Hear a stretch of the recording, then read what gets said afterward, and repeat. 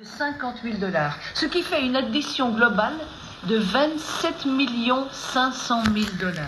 27 500 000 $ dépensés pour récompenser, mais surtout pour acheter, la fidélité et le soutien de tous ces députés qui n'auront plus vraiment la possibilité de s'opposer aux décisions du généreux arroseur.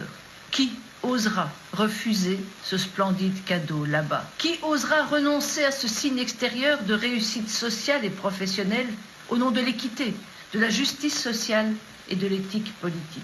Celui qui, il y a 1 an et demi, dans son premier discours sur l'état de la nation devant le Parlement, s'annonçait comme intraitable dans la lutte contre la corruption, eh bien, il mange bien vite sa parole en s'installant lui-même dans ses pratiques de fraude et de détournement de fonds qui rappellent les heures bien sombres du passé.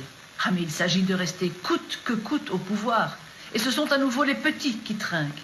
500 jeeps de luxe au détriment du système de santé, d'éducation de base, des infrastructures sanitaires. Je ne vous parle même pas de la stratégie de vaccination contre le Covid. La RDC a à peine injecté 50 000 doses à sa population de plus de 100 millions d'habitants. Ridicule et scandaleux. Où a-t-il bien pu trouver ces 27 millions de $, quand le salaire annuel moyen par habitant est de 457 $?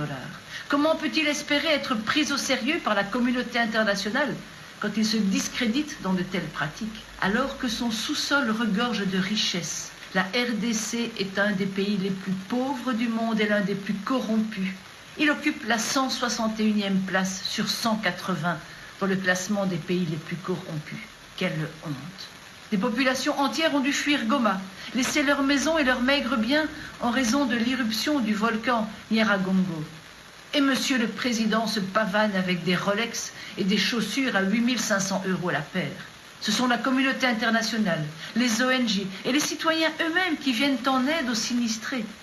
Alors que la classe politique assure ses arrières financièrement, met à l'abri ses petits protégés en détournant l'argent public et probablement les aides internationales destinées à soutenir la population. Monsieur Tshisekedi, honte sur vous. Vous disqualifiez l'ensemble de la classe politique africaine. Vous ébranlez encore un peu plus la crédibilité de l'Afrique. Mais surtout, vous apportez de l'eau au moulin des racistes et des extrémistes de tout poil. Le livre biblique des Proverbes vous décrit très bien.